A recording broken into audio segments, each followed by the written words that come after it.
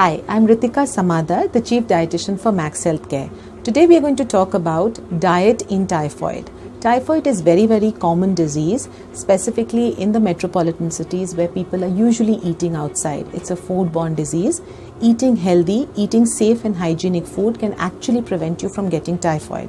But once you've got typhoid, diet also plays a very important role in recovering and preventing the reoccurrence of typhoid, which is also very common. So one thing which you have to remember in typhoid is that eat a very clean, or what we call a safe and hygienic food. What it means is try and avoid eating outside, especially if you've got typhoid. Try and eat simple ghar ka khana, what we call, which is not too oily, not very spicy, which is very important in typhoid.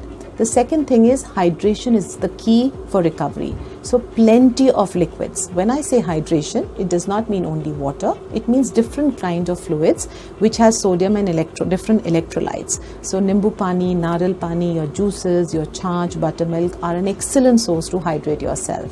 So hydrate well during your episodes of typhoid when you get very high fever, and you feel much better if you hydrate yourself well.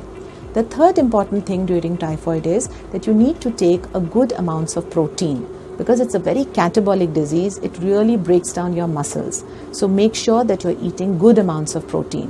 When I talk about protein, look for lean or easy to digest protein. So simple things like having washed dals, the so-called dhuli hui dals, or probably you can have some nuts once in a while. You can have dahi, which is very good.